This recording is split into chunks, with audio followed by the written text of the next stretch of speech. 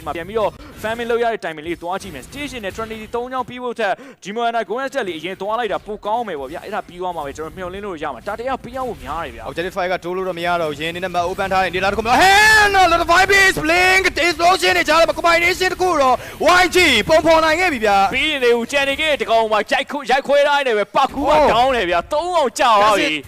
Aura Gaming နေနဲ့ကျွန်တော်မှတ်သလားတော့မပြောတော့ဘူးဗျာခုနကတော့ကျွန်တော် 9.3k ကွာနေတဲ့ကိစ္စတခုကနေပဲကျွန်တော် အောင်းမှုဖန်တီးပေးမှရမယ်ဗျာ အားလေးကိန်းမိနစ်တင်မှာတော့ရင်းကိုဖြတ်ဖို့ကြိုးစား3ယောက်1ယောက်ကြီးเนาะကျွန်တော်ပြောပါတယ်စိတ်ထက်မာတယ်စိတ်ထက်မာတယ် စိတ်ထက်မာတယ်เนาะရင်းတကယ်ပဲကျွန်တော်တို့ strong နေပြီအဓိကရင်းခန္ဓာတွေပေါင်ပတ်သက်လာတဲ့အချိန်မှာကောင်းကောင်းယူတော့ YG ရဲ့ဒါတင်းပေါင်းတင်းတစ်ခုကကွာဟဝါတာကိုတော့တွေ့ရတယ် Law Objective 5တစ်ခုနည်းနည်းလေးတော့ရေးတော့ကြီးနေပြီဗျာ လက်ရှိကကျွန်တော်တို့ hero combo နဲ့ကျွန်တော်သွားမယ် spare combo ပေါ့ဗျာကျွန်တော်ဒီမှာ AOE combo တွေရှိရဒီအတွက်ကြောင့်မို့ objective ဆိုင်ရတဲ့ဘိုင်းတွေမှာကျွန်တော်အသာအသီးရနိုင်တယ် Trinity 3ချောင်းမပြီးတဲ့ကိစ္စမရှိဘူး Golden Stand နဲ့ Demona ပြီးဝိုင်း Cloud အတွက်နာဘယ်နဲ့ပွင့်လင်းနေပြောရင်လက်တစ်ဖက်လောက်ပြည့်စုံတယ်လို့ပြောရမယ်ဗျာ ဟုတ်တယ်တစ်ဖက်ထဲနဲ့ပြစ်လို့ရတယ် Luna တော်တော်ကြီးတော့စိန်ထွက်နေပြီတစ်ဖက်ထဲတော့မှတော်တော်လေးနာနေပြီနော်မျိုးတွေ့ Blink Surprise နောက်က Blast Joe Combination နဲ့ TMC လိုက်တာဗျာ အရင်ဆုံးတော့ကြာခဲ့ရပြီဗျာ Focari Design နဲ့ stage ကိုဖျက်ရိုက်ဖို့ကြိုးစား stage နဲ့တကွက်ပြန်ပြ Vengeance ဖွင့်တိုင်းနဲ့ပဲ stage ပြန်ပေါက်သွားတယ်ဗျာပိုသိချင်းဂျွန်နဲ့ Sick Band ကိုအကုန်လုံးဝိုင်းဝန်းပြီးတော့တုတ်တင်ရှင်းလင်းထားနေမယ်နှစ်ကောင်တစ်ကောင်လဲလှယ်မှုတန်လားဆိုတဲ့မေကွန်ကတော့ Aura Gaming Bank မှာတော့ပြန်မေးကန်နေရတယ်ဗျာ Rosa တော့ငတ်သားလေးပဲပြန်ပြောင်းသွားနေပဲဒီတစ်ကောင်လောကတော့ YG နေနဲ့ရှင်းလို့တော့ရပြီကတ်လို့မရဘူး TNT ဂျန်ဂလာမရှိတဲ့အချိန်ဒီမှာတော့ဒီလောတော့ရန်ကုန် Gladiators နေနဲ့တော့တိမ့်ပိုက်လို့သွားပြီဗျာ No ဂျန်ဂလာ No Retribution တခုမှတော့ဘလို့မှတော့တက်လာလို့မရတော့ Aura Taki တခုတော့ဖြစ်သွားခဲ့ပြီဟန်လဲတော်တော်လေးချီကျူးကိုကောင်းတယ်ဗျာအားလေးတိုင်ပင်အတွင်းမှာသူ့အနေနဲ့ Orange Buff တွေ Purple Buff တွေအကုန်လုံးလက်လွတ်ရတယ်ဒီအချိန်တွေအတွင်းမှာတော့မှသူ့အနေနဲ့ အချိန်မှာတော့ကျွန်တော်ရှေ့ကပွဲနေလို့မျိုးအနေငယ်အမားလေးတော့မလုံးသင့်တော့ဘူးကျွန်တော်တို့ PVC ပြန်သွားမယ်ကျွန်တော် smooth ဖြစ်တယ် powerful ဖြစ်တယ်ဆိုတဲ့အရာလေးအတိုင်းကျွန်တော်ဆက်လက်ဖော်ဆောင်မယ်ဗျ Map Control ရတဖြည်းဖြည်းနဲ့ပြန်တက်လာတဲ့အချိန်မှာမြင့်မရှိရဲ့ကျွန်တော် second round ကိုရအောင်တော့ယူဖို့ကြိုးစားရင်အဲ့တော့ရှိသမျှ damage အကုန်စားသုံးပါပဲဗျ Rosa position လေးနည်းနည်းပြောင်းလာတဲ့အချက်ကတော်တော်လေးကိုတော့ကျွန်တော်ကြည့်လို့တော့ကောင်းတယ်ဗျ Law Objective ကိုတော့ကြစ်လေးပဲ Aura Taki ပြန်ပြီးရှင်းထားသေးတယ် TMC သူ့ရဲ့ Purple Buff လေးကိုပါလုံးဝခွင့်ပြုထားခြင်းတော့မရှိဘူး Rosa Air Strike နဲ့ YG ကိုတော့သူတို့ရဲ့ zone ထဲကနေပြီးတော့လောလောဆယ်မှာတော့မောင်းထုတ်ထားပါသေးရဲ့ဗျ ဟုတ်တယ် ရှိတယ်နော် အပေါ်မှာရှိတဲ့ Minion နဲ့ Regeneration ပြန်လုပ်ရတဲ့ဘိုင်းမှာဆိုရင်တော့သူ Regen ပြန်တော့ရလိမ့်မယ်ဗျ ဟုတ်တယ် Item ဘိုင်းစားမှလည်း၄ခွက်ဆိုတော့နည်းနည်းလေးတိတ်ပြီးတော့စိတ်ပူစရာတော့မလိုဘူးဗျနေတာတစ်ခုကတော့တစ်ဖက်မှာ Rosa အနေနဲ့ Air Strike ပြန်ပြီးတော့ရမယ်ဆိုပြီးမဲ့လို့ TMC မှာတော့ Man Open လို့ရတယ်ဆိုရင် Mounty Shot ကမရှိသေးတဲ့နေတာတစ်ခု CK Band အနေနဲ့ရင်တော့လိုက်ပြီးတော့ Attention တော့ထားတယ် TMC Mounty Shot ကပြန်ပြီးတော့ရနေပြီနောက်ကနေပြီးတော့ Raw ပြန်ပြီးပါလာနေတဲ့နေတာတစ်ခုမှာဒီ Law Objective ကိုဘယ်သူအများ Retribution ဦးဝမ်းနဲ့ကြည့်ရမှာ Explosion ပေးလိုက်ချင်မလီနာလောတော့ရရှိခဲ့ပြီဗျာ ပြီးနေဘက်လိုင်းမှာ TNT only YMA တော့ Black Endura ဖြတ်တော့တယ် TNT down ဝါဘက်လိုင်းဒီမှာတိုး Double K တက်ရတာတွေကင်ပုတ်ထိုင်း Smash အောင်မလို့ Stage ကောင် Fantasy ပွင့်တိုင်းရတကူတော့နောက်မှာတက်ရုံးကန်နေရတယ်ဗျ Black Mortality ကြာ White ဆိုမဲ့အကုန်လုံး live ပြတိုင်းမှာ Stage ပြန်ပေးထားတယ်243လဲရသေးဗျနောက်မှာ Luna ပြန်တော့ like ခဲ့ထားတယ်ဒါပေမဲ့3ယောက်1ယောက်ကြားထဲမှာ Luna အနေနဲ့ရန်အောင်မှာပေးဖို့ကြိုးစားထားတယ် Falling Star မို့နဲ့အောင်မှာတော့ Double K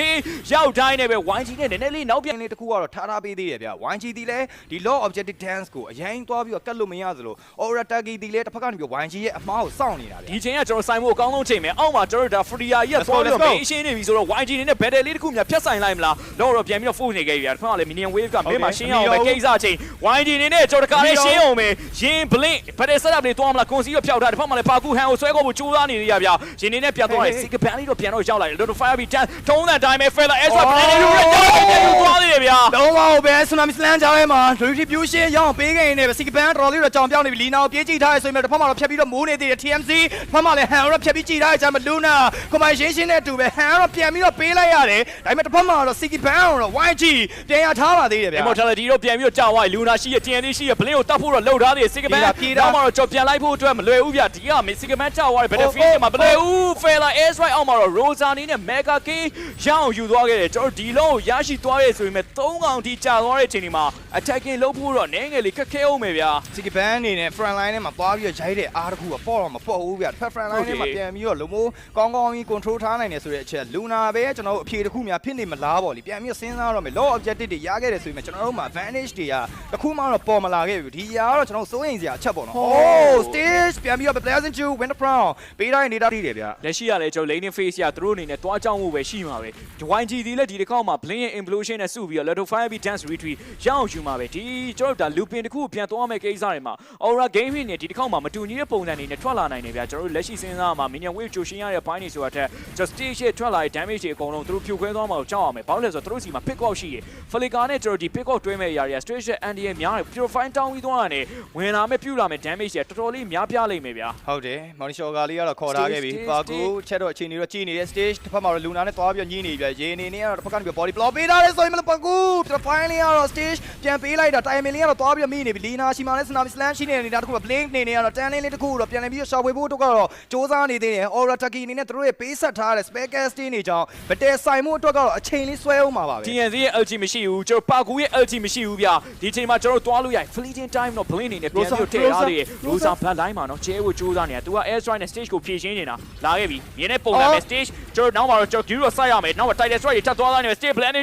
ပြန်ခွဲ stage only ဝင်ရောနေချပြန်ပြီးတော့ဖွင့်ပေးလိုက်မယ်မရတော့ဘူးဗျာ stage စောစီးချပေးလိုက်ရလို့နောက်မှာ Foggery desert ပြန်ပြီးတော့ဝင်တော့ရိုက်နေတယ် tsunami slam နဲ့တက်ပြီးတော့ဆွဲခေါ်လိုက်မယ် hand winner crown ချက်ခဲ့တဲ့ immortality right time ဝယ်ထားဆိုမယ် hand အနေနဲ့ကြာသွားရိုင်လုံးတော့များသွားပြီဗျာ hero cage နှစ်ကောင်ဒီ battlefield မှာကြာသွားနေတယ် blink မှာနောက်ကိုပြန်တော့စုပ်ခွာနေရပြီကျန်နေခဲ့ Sigaban blink ကိုမှရိုက်ချိုးကျန်နေခဲ့ Lina ပါ down ဝိုင်းနေပဲ၄ကောင်ကြာသွားခဲ့ပြီပဲဖြစ်ပါတယ်လုံးဝရင်တယောက်ပါပေးလိုက်ရရင်လည်းပဲ white pin out ဆိုတဲ့အနေအထားတစ်ခုတော့ကျွန်တော်တို့ရန်ကုန် Galacticos ဒီအချိန်မှာတော့ခွင့်ပြုပေးလိုက်ရပြီဗျာပွဲတန်ဖိုးတွေနေမြင့်တက်ကြတွေအကုန်လုံးတော့ထိန်းချောင်းဖို့အတွက်စ조사ခဲ့တယ်ဆိုပေမဲ့လို့ဖက်ကနေပြီးတော့ aura taki သူတို့ရဲ့ very setup ကတော်တော်ကြီးကိုတော့ကောင်းတော့တာမွန်ခဲ့တယ်ဆိုတော့ကျွန်တော်တို့အနေနဲ့ညင်းလို့တော့မရခဲ့ဘူး Rosa အနေနဲ့ position ယူလိုက်တယ်အဓိကသူတို့ရဲ့ target ဒီလုံးဝ stage ကိုပဲဦးတည်ခဲ့တာဗျလောဘတေမဆိုင်ရင်ကလေးဟိုပါ backline ကနေပြီးတော့ Fasa နဲ့ပြန်ပြီးတော့ပတ်လာခဲ့တယ်ပါကူးဒီ stage နေရာမှာသွားပြီးတော့ဇုံထားခဲ့တယ်ဒီအချိန်ဒီမှာတော့ Foggery desert နဲ့ဝင်လာခဲ့တဲ့ Siki Band ချားထဲမှာ stage ညက်သွားရင်းနဲ့ပဲနောက်ကနေပြီးတော့ air strike တွေရဲ့ချားထဲမှာရုံထွက်ဖို့အတွက်မဖြစ်နိုင်တော့တဲ့တစုံနော်ဝင်းအောင်နေချားတွေပါလေပြန်လည်ပြီးတော့ပေးလိုက်သေးတယ်ဆိုပြီးမဲ့Aura Taki ရဲ့တကယ်ကိုချစ်လစ်လာတဲ့ကစားပုံတွေရဲ့အောက်မှာကျွန်တော်တို့ရန်ကုန် Galacticos ဒီနေ့ကတော့ကံမကောင်းခဲ့ဘူးပဲဖြစ်ပါတယ်ဒါပေမဲ့